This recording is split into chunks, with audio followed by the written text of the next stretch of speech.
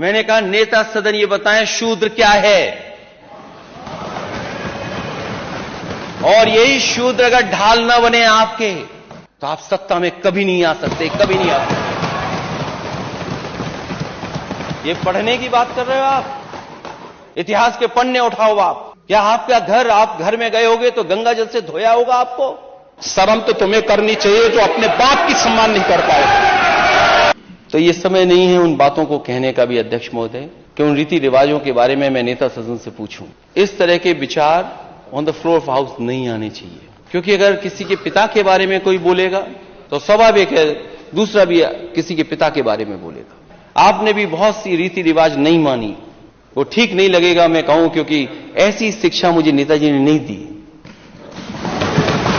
जो आरोप लगा कि 2011 में 46 में 56, मैं चाहूंगा कि नेता सदन और सरकार इस सूची को जारी करे, और बिना जाति जनगणना के अध्यक्ष महोदय सबका साथ सबका विकास संभव नहीं है। और जो इक्वलिटी की बात है, इक्वलिटी की बात है, जिस पैरामीटर में आप नीति आयोग भी कह रहा है कि आप नीचे जा रहे हैं, अगर जेंडर इक्वलिटी और इक्वलिटी समाज में तभी संभव है जब जाति की गिनती हो जाए और उनको भी बराबर का हक और सम्मान मिल जाए। यही बाबा साहब भीमराव अम्बेडकर जी का सपना था। नमस्ते।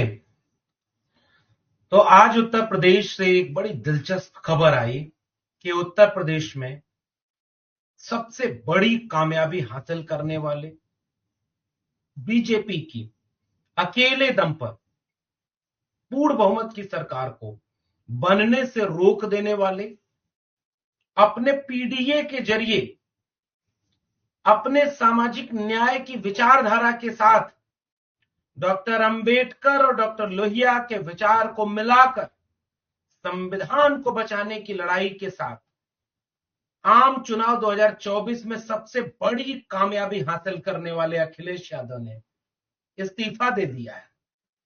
किस चीज से? विधायक के पद से। आपको याद होगा कि वह अखिलेश यादव 2022 के चुनाव में इटावा के करहल से विधायक चुने गए थे, और करहल से विधायक चुनने के बाद 22 के चुनाव में जब सरकार नहीं बन पाई तो अखिलेश यादव नेता प्रतिपक्ष के रूप में, नेता विरोधी दल सदन में अपनी लंबी भूमिका निभाते हैं, तकरीबन 2 साल की। और करहल से विधायक होकर के अखिलेश यादव सदन में योगी आदित्यनाथ के सामने खड़े होकर अपने तंज से, अपने व्यंग से, अपने हास्य से, अपने विट से, अपने ह्यूमर से और अपने तेवर से पूरे विपक्ष में, अपनी पार्टी समेत पूरे विपक्ष में एक आत्मविश्वास, एक उत्साह का संचार करते हुए 2 साल तक नेता प्रतिपक्ष रहते हैं। 2024 का चुनाव आता है और अखिलेश यादव कन्नौज से लोकसभा का चुनाव लड़ते हैं।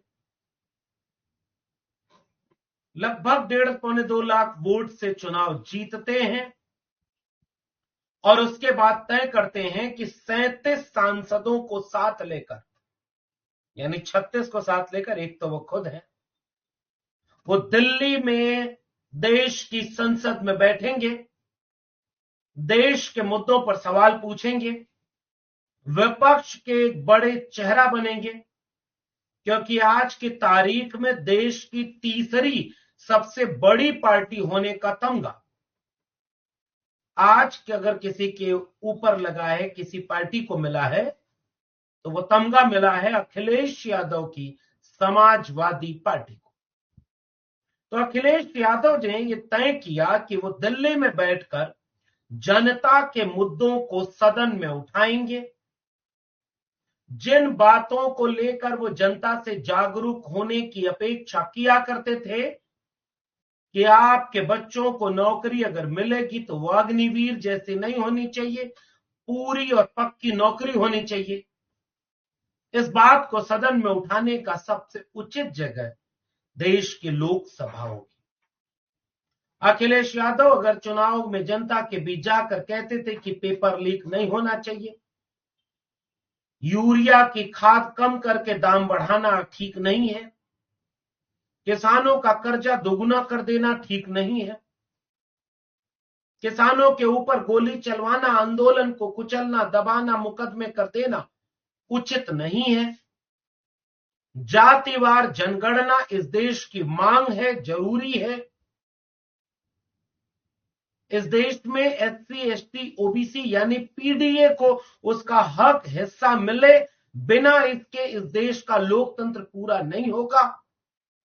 इस देश के नौजवानों को 30 लाख नौकरी जो खाली पड़े पद हैं उनको तत्काल भरा जाए, महिलाओं को सुरक्षा और अधिकार मिले, आर्थिक संपन्नता और कौशल की कुशलता मिले, महंगाई कम हो, जीवन में खुशहाली हो और आपस में लड़ाने की बजाय मोहब्बत और प्यार का भारत हो।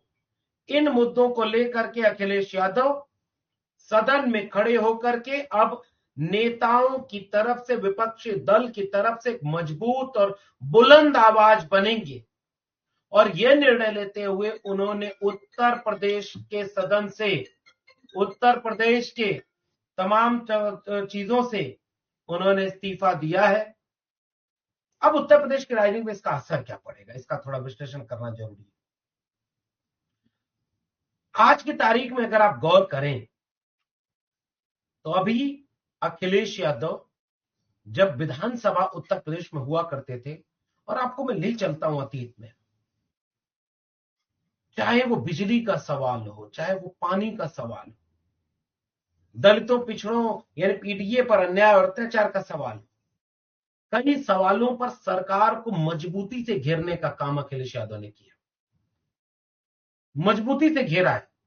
और उस मजबूती से घेरने के साथ उन्होंने पूरी ताकत इस बात पर लगाई कि कैसे जनता के मुद्दों पर विपक्ष अपनी बात को कह सके। और अपमानजनक भाषा जो मुख्यमंत्री बोला करते थे कि जो पिता का नहीं, जो अपने बाप का नहीं हुआ, मुख्यमंत्री योगी आदित्यनाथ कहते हैं बाप का नहीं हुआ, क्योंकि उनका तेवर यही है। और जिसका जवाब अखिलेश यादव देते हुए कहते हैं कि जब बात बाप पर आ जाए तो याद रखना चाहिए कि बहुत सारे संस्कार आपने भी नहीं निभाए, हमें अच्छा नहीं लगेगा कि हम आपके बाप पर कुछ कहें, और ये संस्कार हमें नेताजी ने नहीं दिया।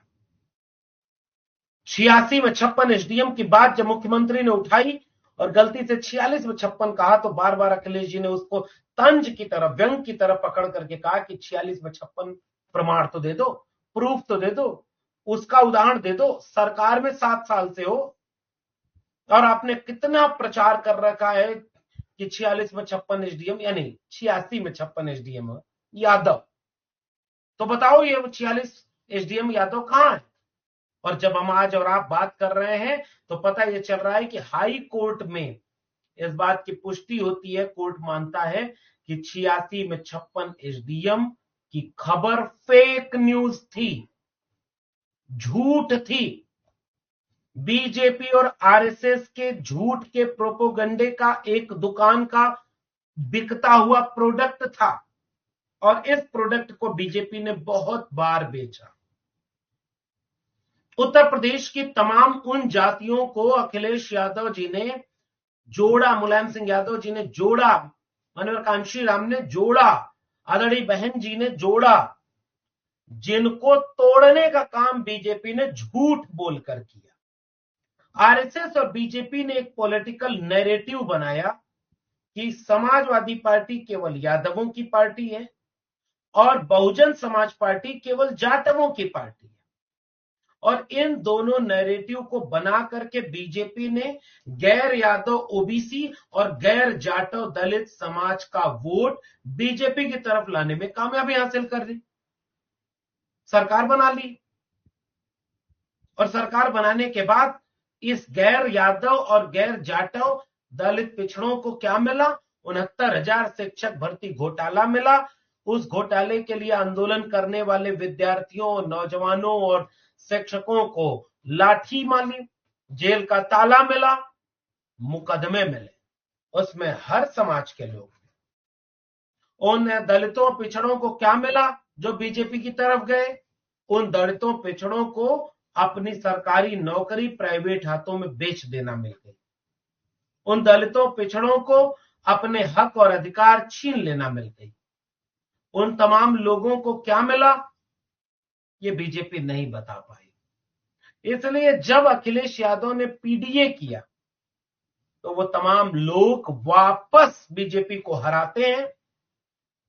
37 सांसद एक बार में, समाजवादी पार्टी के इतिहास में पहली बार ऐसा हुआ जो 37 विधायक जीतते हैं, और वो भी उस राज्य में जीतते हैं जिसमें नरेंद्र मोदी खुद चुनाव लड़ रहे हो। यूपी, बनारस में नरेंद्र मोदी चुनाव लड़ रहे हैं, लखनऊ में राजनाथ सिंह चुनाव लड़ रहे हैं, अयोध्या बीजेपी का सबसे बड़ा एजेंडा, पॉलिटिकल एजेंडे, मंदिर बनवा दिया, जो राम को लाए हैं वो उनको लाएंगे, ये सब कुछ नैरेटिव चलाया 2 साल से, और बीजेपी हार गई। प्रयागराज में बीजेपी हार गई। ऐसे वक्त में उत्तर प्रदेश के सदन में जो माहौल अखिलेश यादव ने नेता प्रतिपक्ष यानी विरोधी दल रहते हुए बनाया था, उस माहौल की बड़ी भूमिका है। और इसलिए जब वो इस्तीफा देकर के दिल्ली के सदन में जा रहे हैं तो वह नेता विरोधी दल का पद किसे मिलेगा, जिसे भी मिलेगा, क्या वो उस भूमिका को निभा पाएगा, कितनी दूर तक निभा पाएगा जो भूमिका अखिलेश यादव जी ने सदन में निभाई। जनता के मुद्दों पर तेवर के साथ बात कर, नेता सदन बताएं कि शूद्र क्या है। सोने के पत्ते पर भी लिख कर दे दोगे तो मैं नहीं मानने वाला। शूद्र कौन है, नेता सदन उस चौपाई को पढ़कर सुनाए। ये शूद्र अगर ढाल न बने तो आप सरकार में कभी नहीं आ सकते हो। ये अखिलेश यादव के बयानात हैं, और इन बयानों के साथ अखिलेश यादव पूरे दमखम के साथ, पूरे आत्मविश्वास के साथ, पूरे उत्तर प्रदेश की राजनीति को बदल कर रख देने वाले तेवर के साथ नेता प्रतिपक्ष की भूमिका निभाते हैं। जब वो सदन में जाएंगे, उच्च सदन में यानी लोकसभा में, तो उस भूमिका पर कौन होगा? सूत्रों की तरफ से कई खबरें चल रही हैं। क्या अपने चाचा शिवपाल यादव जी को उन्होंने मन बनाया है कि वो नेता प्रतिपक्ष बनाएंगे, या पीडीए के बड़े नेताओं मसलन राम अचल राजभर, इंद्रजीत सरोज, या और इस तरह के कद के नेता जो बड़े ताकत में हैं, उन नेताओं को वहां पर मौका देंगे? यह बात अभी इतिहास के गर्त में है। लेकिन जिसको भी वो विधानसभा में नेता प्रतिपक्ष का मौका मिलेगा, चूंकि वो कद अखिलेश यादव जी का है, चूंकि उस भूमिका को उसके पहले अखिलेश यादव जी निभाते थे, इसलिए उत्तर प्रदेश की राजनीति में आने वाले वक्त में कुछ बदलाव देखने को मिलेगा। और केवल अखिलेश यादव जी ही लोकसभा में चुनने के बाद विधानसभा से इस्तीफा दे रहे हैं, जिसमें 6 महीने के आसपास चुनाव होगा। केवल एक सीट अखिलेश यादव की मामला नहीं है, वो मामला उसके बाद बनता है। अयोध्या की सीट पर खुद अवधेश पासी, और आपको याद होगा वो वीडियो, जब वहां अयोध्या में रैली करने अखिलेश यादव गए, और रैली करते हुए जब कई पूर्व विधायक बैठे हुए थे, कई पूर्व मंत्री बैठे हुए थे मंच पे, बारी बारी सबका नाम ले रहे थे, और इनका नाम लेने के समय बोले कि और हमारी पार्टी के वरिष्ठ नेता, पूर्व मंत्री, पूर्व विधायक। तब तक वो बोले अरे विधायक, हम अभी वर्तमान में विधायक हैं। तो अपने विट और ह्यूमर का इस्तेमाल करते हुए अखिलेश यादव ने क्या गजब का निभाया कि पूर्व विधायक इसलिए कह रहा हूं क्योंकि सांसद बनने वाले हो। और वही अवधेश प्रसाद पासी अयोध्या में बीजेपी को हरा करके सांसद बन गए। बहुत अरसे तक बीजेपी अयोध्या की हार को पचा नहीं पाई, इसलिए उनकी ट्रोल आर्मी अपमान कर रही है अयोध्या के मतदाताओं का। बीजेपी हार जाती, उन्हें इतना बुरा नहीं लगता। बीजेपी सपा से हार गई, उन्हें इस बात की पीड़ा है, और इससे भी बड़ी पीड़ा उनको इस बात की है कि बीजेपी सपा से एक दलित प्रत्याशी से चुनाव हार गई, और वह हिंदू के नाम पर गालियां दे रहे हैं। ये इस देश की राजनीति का व्याकरण की किताब का एक अध्याय होना चाहिए। तो वो अवधेश पासी भी विधायक थे, अब वो मंत्री सांसद बन गए हैं, तो उनकी सीट पर भी इस्तीफा दिया गया है और वहां फिर चुनाव होंगे। लालजी वर्मा जो अब अंबेडकर नगर के बड़े नेता, पीडीए के बड़े नेता लालजी वर्मा भी विधायक थे, अब वो फिर से सांसद बन गए, तो विधायक का पद खाली हो रहा है, वहां किसको टिकट मिलेगा। तो अभी उत्तर प्रदेश की राजनीति में आने वाले कुछ दिनों में कुछ बदलाव देखने को मिलेगा। सत्ताधारी दल अक्सर कोशिश करता है कि जब उपचुनाव हो तो वहां के उपचुनावों को पूरी तरह से सत्ताधारी दल जीत ले। विपक्ष की तरफ से समाजवादी पार्टी की कोशिश रहेगी कि जब 34% अकेले दम पर और गठबंधन के साथ लगभग 42-43% वोट शेयर अगर हमें मिला है, हम अब तक के सबसे स्वर्णिम स्टेज पर है, हम सबसे ताकतवर भूमिका में, तो क्यों न विधानसभा के उपचुनावों में जीत हासिल करने की रणनीति बनाई जाए। और इस रणनीति को अखिलेश यादव अपने दिमाग में रखे होंगे, इस रणनीति को बनाने के लिए काम कर रहे होंगे, और इस रणनीति को काम करने के लिए उन्होंने बहुत ठोस ढंग से पहल शुरू कर दी है। लेकिन आने वाले दिनों में जो दृश्य, जो विट, जो तेवर अखिलेश यादव का सदन में हुआ करता था कि बात जब खानदान तक पहुंची है तो खानदान बढ़ाने के लिए भी कुछ करना चाहिए। बात अगर अपने गांव की पहचान बता सको, जो अपने गांव की पहचान नहीं बता सकते वो किसी को पहचान नहीं दिला सकते। जिनके गांव की पहचान ही नहीं पता, जिनके गांव के बारे में ही नहीं पता, वो किसी का क्या विकास करेंगे। ह्यूमर, क्या ह्यूमर, कार्टून की किताब पर क्या गजब की तेवर के साथ अखिलेश यादव बोलते हैं कि तुम्हारा मैं इतना बड़ा दिल रखता हूं मुख्यमंत्री जी, आपका दिल इतना छोटा है कि किसी ने आपके ऊपर गाना बना दिया तो आपके ऊपर मुकदमा उसके ऊपर कर रहे हो। हम मुख्यमंत्री थे, राजनीति में जो लोग हैं उनके ऊपर कई तरह के कार्टून बनते हैं, विरोध होते हैं, सवाल पूछे जाते हैं। हमारे ऊपर भी एक कार्टूनों किताब बनी तो हमने खुद ही उसका विमोचन किया। कोई हंसने लगा तो अखिलेश यादव ने कहा, तुम जो कार्टून समझ रहे हो वो नहीं है, और तुम भूल मत जाना, तुम्हारे ऊपर कभी कार्टून नहीं बनेगा, क्योंकि कार्टून के ऊपर कार्टून कैसे बनेगा। ये अखिलेश यादव का अपना तरीका है, हास्य के साथ भी गंभीर तंज कर देना, तेवर के साथ विचारधारा की बात उठाना, विचारधारा की बात कि जाति जनगणना होना जरूरी है, बिना जाति जनगणना के इस देश में सबको सबका हिस्सा नहीं मिलेगा। अब ये जो विधानसभा की गूंज थी वो देश की संसद में सुनाई देगी जब पीडीए के सवाल पर अखिलेश यादव बोलेंगे। तो उत्तर प्रदेश की राजनीति में वो एक दूसरा बदलाव आने जा रहा है। उसका क्या असर आने वाले चुनाव पर पड़ेगा ये आने वाले वक्त में तय होगा। लेकिन उत्तर प्रदेश में अपनी विधानसभा से इस्तीफा देकर के अखिलेश यादव अब सदन पहुंच रहे हैं अपने 36 सांसदों के साथ। इसलिए दिल्ली के सदन में अब आने वाले कुछ वक्त बहुत दिलचस्प होंगे। आपका क्या मानना है नीचे कमेंट बॉक्स में जरूर बताइएगा। फिर मिलेंगे, तब तक के लिए बहुत बहुत धन्यवाद।